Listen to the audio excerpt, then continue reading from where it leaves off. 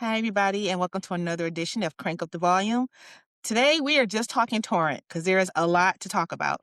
Now, I did go to the Madison Square Garden game, and we're going to talk about that later in this episode. But first, I want to talk about kind of what is the breaking news right now, which is season ticket member renewals. So, everyone that is a season ticket holder this year should have received an email this morning, Monday, um, with some important information about renewing their membership. Now, a message was sent out earlier to those who were not season ticket members but wanted to be, so for they can put down their $50 deposit like we did last year. And so now it's our turn to start to determine whether or not that we were going to renew for the next season. Now, there's a few things to cover, so I'm only going to go through a few things, but I do want to encourage you that if you do have that email, go read through it thoroughly. And also, I would suggest clicking through to the rest of the frequently asked questions. But there was one there that was not there, and I did email a handful of the account managers just to see who might respond first. I think I know the answer, but I really wanted to be able to hear it or have it in writing from someone from the organization. And that is in regards to what happens to the deposit that was put down, if you did put it down for the playoffs. So I'll get to that towards the end of this segment. So first, let's talk about those updates. So first is that the renewals will happen automatically on May the 7th based on what you currently have. So if you have one ticket, it will renew automatically for that one ticket. If you want to add more to that, that will come later. So the renewal will be for exactly where you are right now, the seat and the number of seats that you have in that section. 2, yes, the prices have changed. We were wondering about that. We didn't know if that was going to happen. I was sure that it was going to, but I think the question was more of how much will it go up? I think we got an inkling of that, especially coming off the Winter Olympics. I know that, for example, again, ticket prices kind of went up a little bit post the Winter Olympics, which again is kind of a happy problem, right? Because more people are starting to pay attention to women's professional hockey. They got to see the difference in play during the Winter Olympics. Now that you had these players, a majority of them, I think we had like 66 PWHL players in the Winter Olympics, and there was a distinct difference in play from previous years. So we just didn't know how much it might go up. Now, depending on where you are, it probably went up somewhere between 24% to 49%, I believe. Don't quote me. I know that for mine, I have seats in the Cove, so I have the glass seats. And for this particular seat, for this season, they were $69, and now it's going to be $87.50. So that went up roughly about 25%. Now, in some of the other groups online that I saw where people were posting theirs, I was seeing something about the $25 seats were now going to be $31. So that's a 24% increase. There are some that said that their $29 seats are now going to be $42. So that's closer to a 45% increase. So still overall, still pretty inexpensive compared to the NHL. And I think it's gonna be kind of like that across the entire PWHL as well. So I don't think that one team is gonna be significantly higher than the other. But we'll see what happens. So mine went from 69 to 87.50. But also keep in mind too, and again, I think when people are seeing some of what that larger number is, what that difference is, you're also factoring in the fact there's gonna be 2 more home games. So we're going from 13 home games to 15. So there's 2 extra games to factor in as well. Um, Installment plans for paying for those tickets. So mine defaulted to an 8 installment plan. So that's what I'm going to keep. And I have 2 seats, and I've already reached out to one of my friends that I've brought to a game with me who said, "Oh, I will be interested in sharing a season ticket membership with you in the next season. Just let me know what that's going to be about." So at least I have about a month to work that out and see what that's going to be. But yeah, I'm pretty happy and excited about that. So if you do have an option to change your payment your payment schedule. So if you were someone that paid it all at once or paid it maybe across 2 or 4, if you want to change it to that, that gives you options to be able to change your payment plan. It also gives you an option to opt out. If you want to completely opt out, you can do that. There is a link and a form for you to fill out, but you have to do that before the renewal. So you have to do it by May the 6th, which is a month from today. Otherwise, you're going to get that automatic charge renewal. Also, I was seeing questions about what if I want to transfer my season tickets over to somebody else that wants to take it. You still need to do the opt-out form, but I think that, but it sounds like on the opt-out form, it gives you an option in one of the sections to say who would you like to transfer this over to. So if that is something that you're thinking about, make sure that you fill out all the appropriate stuff, or just reach out to your account manager. But I will say definitely start by filling out or reviewing that opt-out form and make sure that you fully understand what needs to happen, whether you want to fully opt out or if you just want to transfer ownership of those seats or that membership over to somebody else. So that's what's happening there. The other thing that they talks about is, can you add more seats? Because I was thinking about that too. Can you add more seats? Yes, that will come later. So after the renewal period has happened, and that makes sense because once that renewal period hits, they'll also be able to know who has opted out of their seats, so they'll know what's open and available. I have a feeling like I really do want to add seats to the not COVID, but to the Cove area. But I think those seats are so coveted. I don't know if anyone's going to give up their seats or opt out, but I'm going to be looking. But it'll come after the renewal period, but before it gets open to the general public to pick. So again, just make sure that you are checking your email and make sure that it's coming into your inbox and not your spam, or just make sure you have good communication with your account manager. So yes, same thing about changing seats. It will happen after the renewal period has expired, because again, they will have a better idea of what's open and available for you to be able to say, hey, maybe I want to change my seats. Maybe I want to make them a little cheaper because, the economy right now, or maybe you want to upgrade your seats. So again, that will happen after the renewal period. Same thing about changing your payment plan. We already talked about that. And it is kind of nice too that if you do end up doing the 8 payments, it's 8 payments, 12.5% of your total each time, and they're interest free. So that's kind of nice too. So it's not like they're charging you extra to be able to pay for it over time. So I think that's a good thing. The schedule is going to come out sometime probably late September, early October. Um, and there's a lot of things also factored into that as well. We already know that there's going to be another expansion. So we don't know how many teams there's going to be yet or where they're going to be. There's a lot of speculation. So once that happens, then they'll also announce when the draft is going to occur. I'm hoping to go again. It sounds like a lot of people want to go as well. I got a lot of questions about that over the weekend while I was over in New York from those that came to the game and were asking, hey, do you know? Do you know? And I even talked to a handful of some of the front office folks from PWHL. And again, they're like, I wish we could tell you, but there's still so much kind of up in the air right now. But I think that's going to come pretty soon because last year's draft was in Ottawa and it was in late June. So I'm sure it's going to be the same timing again. So there should be an announcement coming pretty soon. So as soon as I know, I will make sure that you guys know as well. And I'm already in my head planning for it. I would love for it to be in Seattle. So I'm putting it out in the ether that it's in Seattle.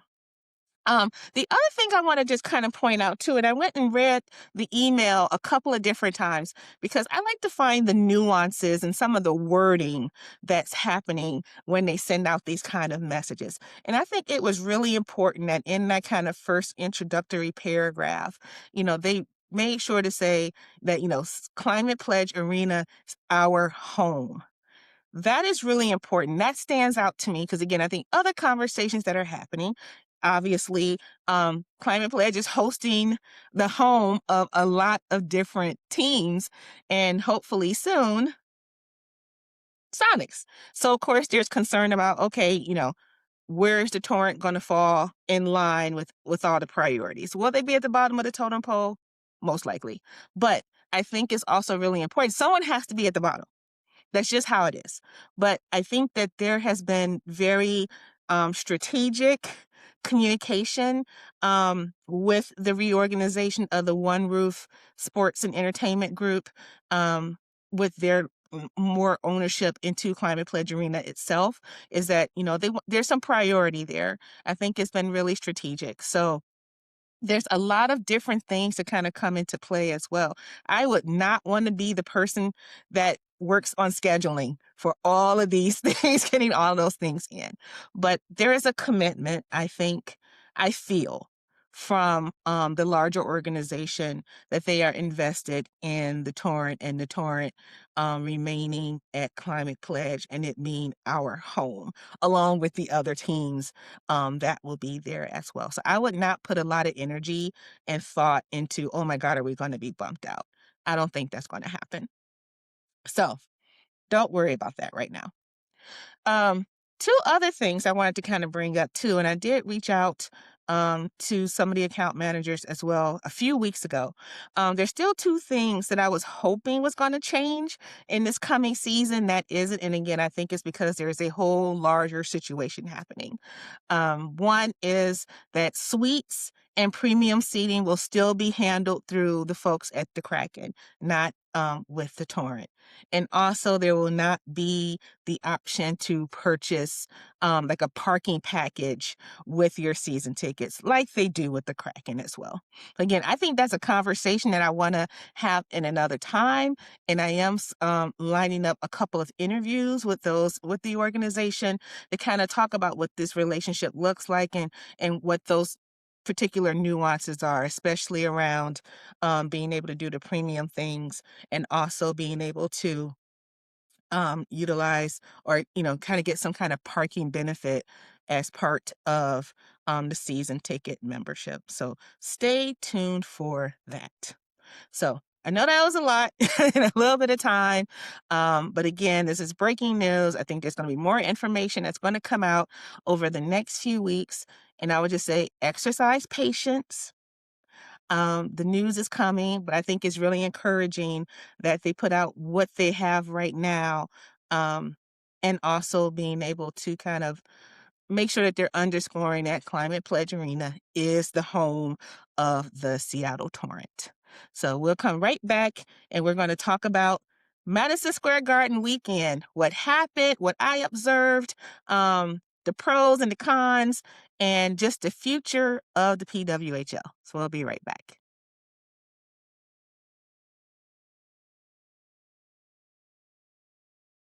Hey everybody, and welcome back. I just took a brief On the Origins tea coffee break. I needed some tea, thank you. And I got the glass mug finally. I'm so excited. So next episode I'm going to tell you about a special partnership that we're doing with On the Origins and their coffee club. So I think you'll like it. So stay tuned for that. Okay, let's talk about New York. So I had the privilege of being able to fly out there this past weekend. I got to see some friends over in the, that live in the DMV. So we met up in Philly, went to Reading Terminal Market on Friday, hung out there, and I went to Madison Square Garden in Manhattan on Saturday. And let me just start off by saying, like, this was a pretty special trip for me personally, not only because the Torrent was playing and we wanted to go and support them, obviously, and that we knew it was going to be a huge event, but April 4th is actually the birthday of my late brother. And so I always try to do something kind of cool because I can kind of hear him in my head telling me not to sit around and mope, go and do something fun and cool. So I thought a trip to New York on his birthday would be something fun and cool, and it actually influenced some of the purchases that I made. So I'm going to show you what I did. But let's talk about it. Number one, I want to say that I didn't realize, well, the public transit there was great. In the sense of if you took the train to Madison Square Garden, it's literally right there. Like I didn't realize that Madison Square Garden was right at Penn Station. So that was pretty cool. To be able to, have to train from Newark up to New York Penn Station. So I was very, very grateful for that.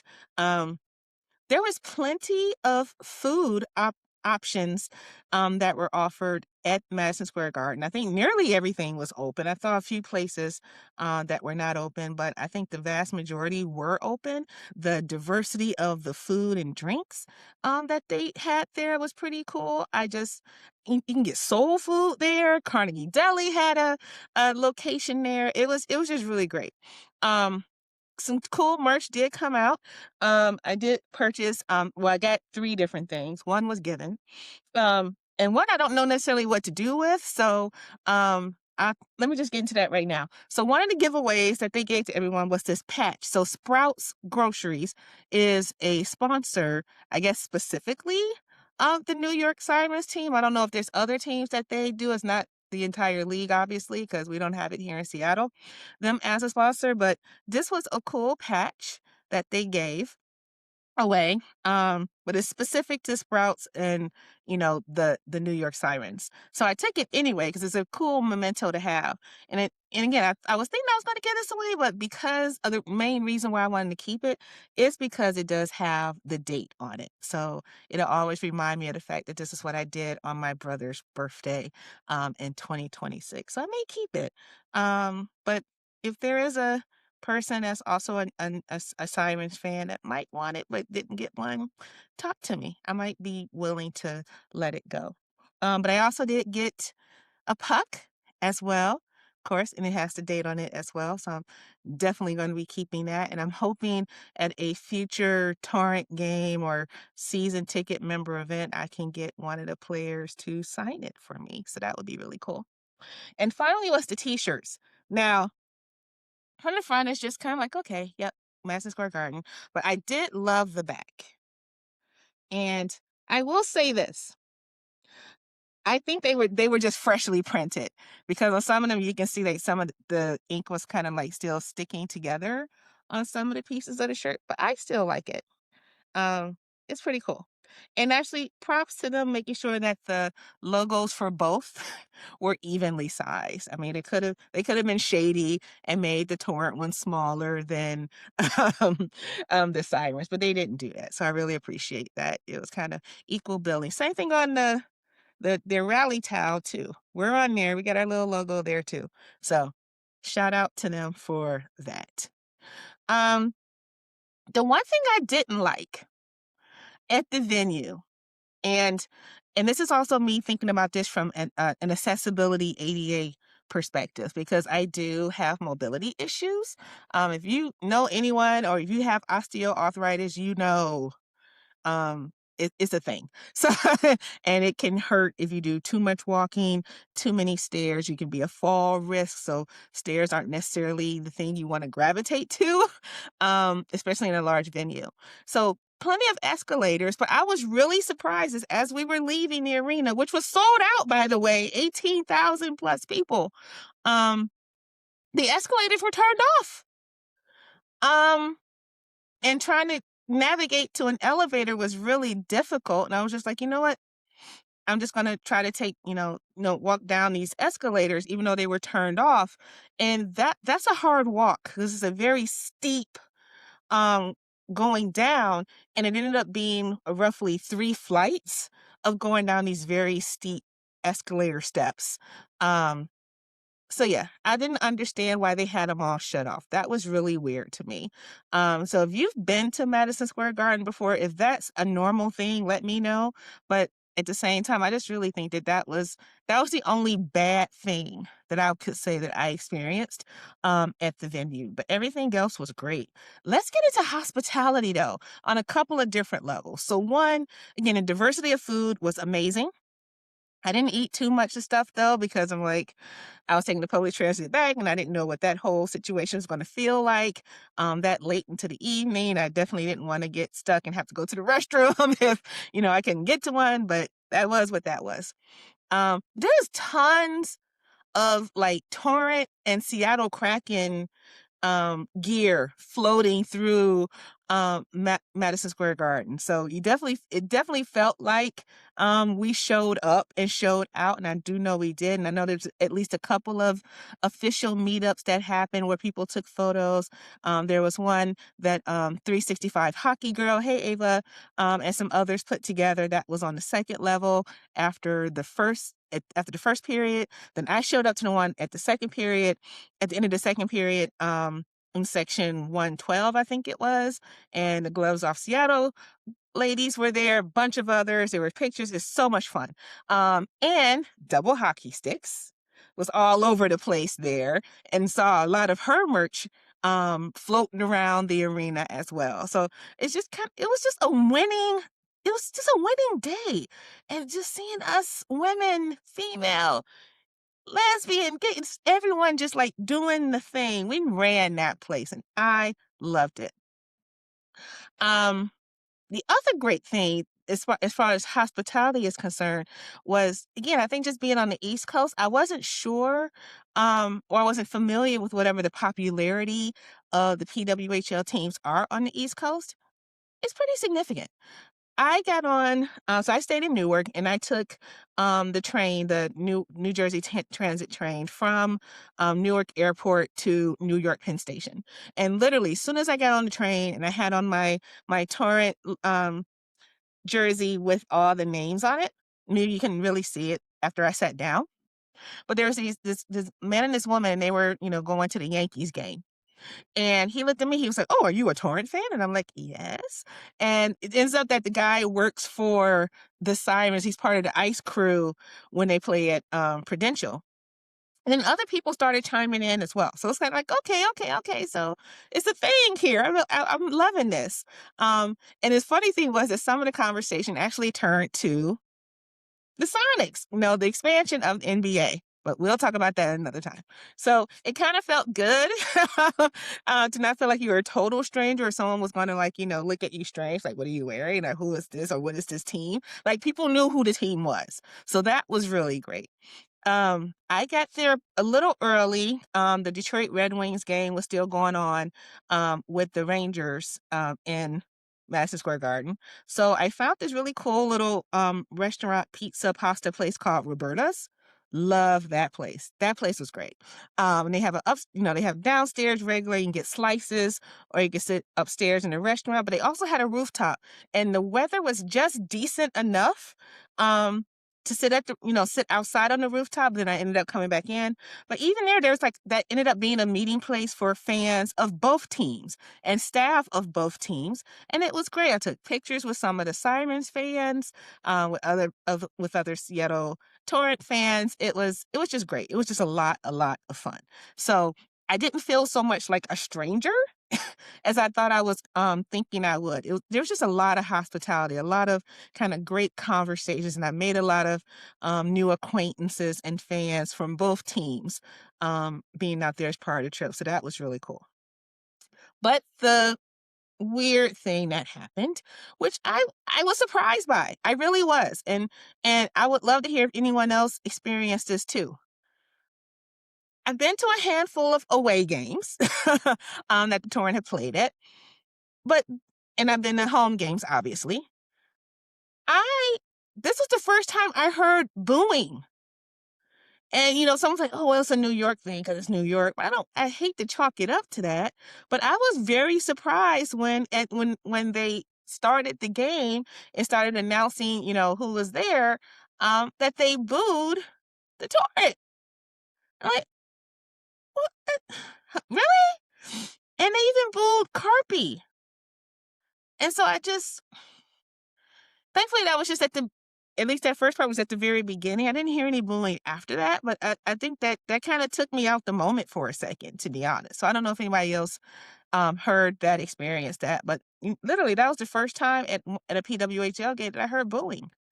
So that wasn't, about the refs, right? Like booing another team. So, but again, I went away fairly quickly, and that was what that was. But it is what it is.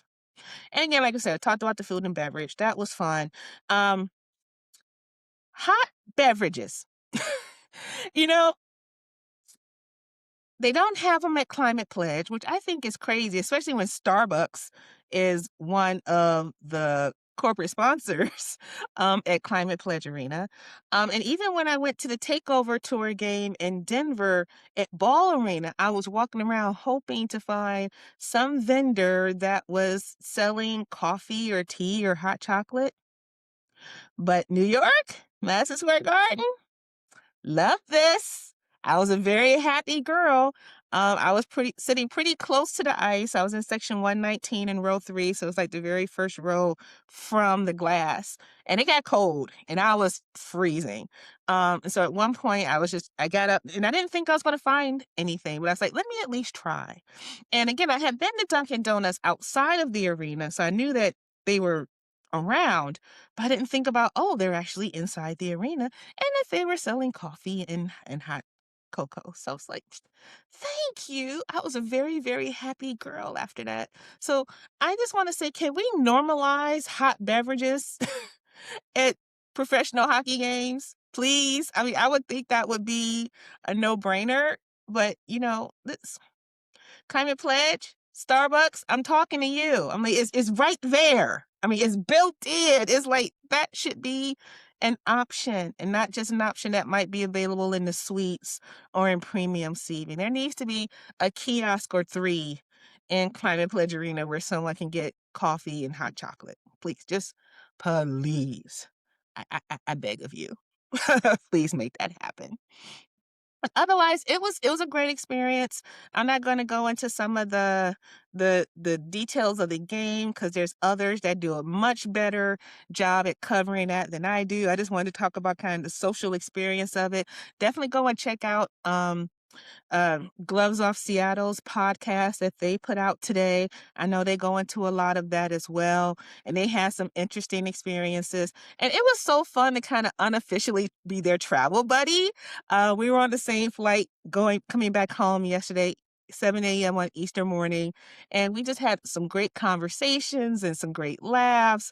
It was a good time. So, Patty and Megan, thank you so much for um, looping me into your world, and I look forward to doing more stuff with you in and outside of Torrent land in the coming days and weeks and months.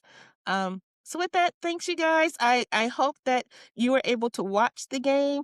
I do want to give a shout out to my new friend Leah who knitted me a cap that I wore at the game, and I did take pictures of it and put it up. And a few people noticed it during the live stream and sent me screen grabs of me wearing the cap. So I'm so glad that it got on there because that was my ask on TikTok. Was like, could someone make me one that I could wear specifically, at the game, and hopefully it would get on screen, and it worked out. So I'm so glad that I was able to fulfill that promise of letting it get some kind of screen time. But Leah, thank you so much for doing that for me. Otherwise, our next episode is going to be coming up in the next few days, and we're going to be talking a lot about what's happening down in Seattle Center right now.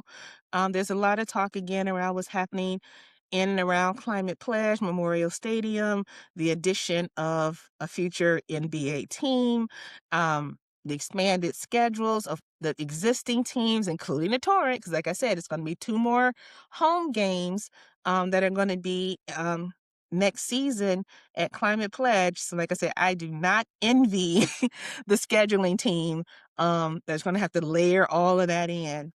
It's going to be a challenge. So kudos to them in advance for helping to make that happen.